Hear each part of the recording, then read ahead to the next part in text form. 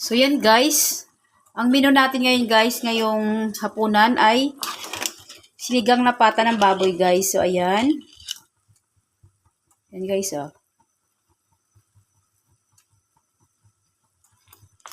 Bali, nag-ano lang ako dito guys, nagpakulo ng sibuyas, ng isang buong malaking sibuyas at tapos 4 na kamatis. So ayan, nagpakulo lang ako, saka ko nilagay itong pata.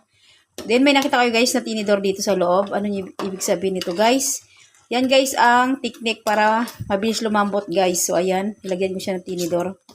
Yan, para mabilis lumambot yung ating pata ng baboy kasi hapon na. Dahil mamaya-maya nandiyan na ang aking mister. Bali naglagay na din ako dito guys ng bitchin. Yan.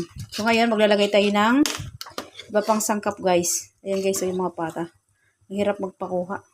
Yan.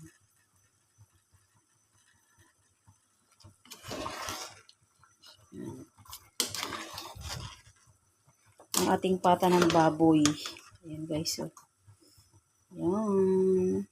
So ayan, maglalagay tayo guys ng sinigang na gabi guys. Ayan.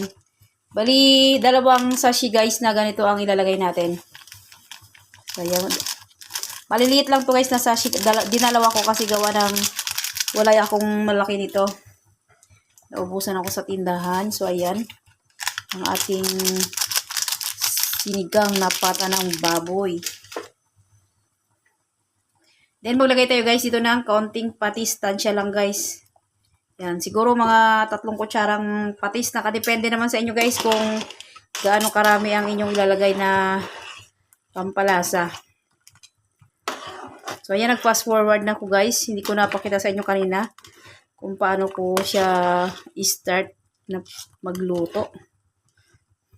Bali, sinabi ko naman guys sa inyo. So, ayan guys yung kanyang laman na pata ng baboy guys. Ayan. Ayan guys oh. Ayan.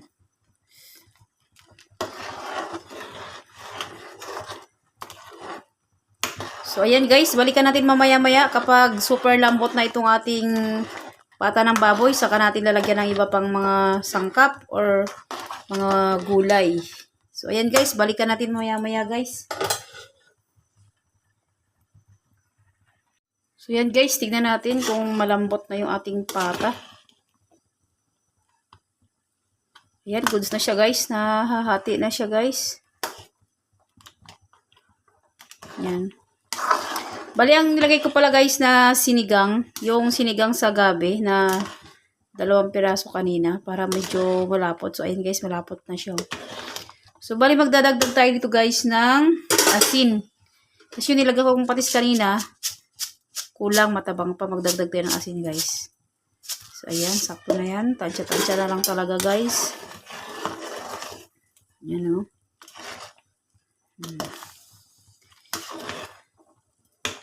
Yan guys, oh. Malambot na siya guys. Diba guys, mabilis lang magpalambot guys ng mga buto-buto guys kapag ano, may tinidor yan, oh. Lambot na yung tinusok ko na siya ng tinidor kanina. So, ayan guys. Bali, maglalagay tayo dito ng ating mga gulay. So, bali, ang ilalagay ko palang ano dito guys, gulay, yung repolyo. Ayan, repolyo guys ang lagay. Try nyo guys ang repolyo guys sa sinigang na pata. Sarap. So, ayan, lalagay lang tayo ng mga repolyo. Ayan. Bali, hiniwa-hiwa ko lang siya guys na ganyan kalalaki. Yan.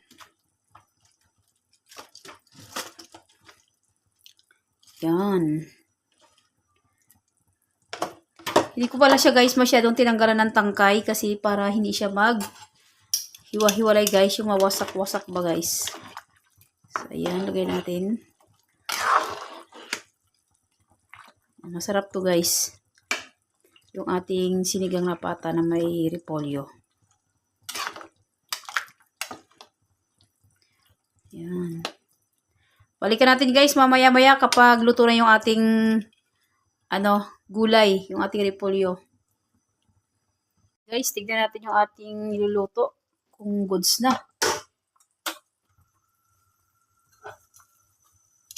Yan. Okay na to guys, yung ating repolyo. Pangit naman pag sobrang durog na durog. Yung overcook, hindi naman masarap. Mas masarap ito, medyo crunchy. Yan, luto na guys yung ating sinigang na pata ng baboy guys. Yan, with repolyo. Yan. Baboy ng mister ko. Kakain na lang siya. Yan, luto na yung kanyang pagkain. Kasi yan guys, pagdating niya sa trabaho, gusto niya kakain siya kaagad. Kasi 11 o'clock pa lang daw kasi kumakain na sila sa trabaho niya guys. Kaya pwede sa bahay gutom. So yan guys, so luto na yung ating pata ng baboy.